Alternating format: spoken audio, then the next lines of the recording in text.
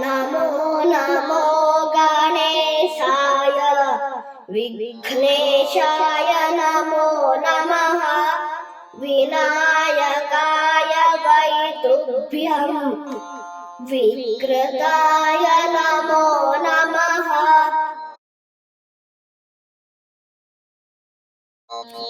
वक्रतुण्ड महाकाय कोटिसूर्य समप्रभा निर्विघ्नं कुरु मे देव सर्वकार्येषु सर्वदा गजाननं भूतगणाधिसेवितं कपित्थजम्बूफलसारभक्षितम् उमासुतं शोकविनाशकारणं नमामि विघ्नेश्वरपादपङ्कजम्।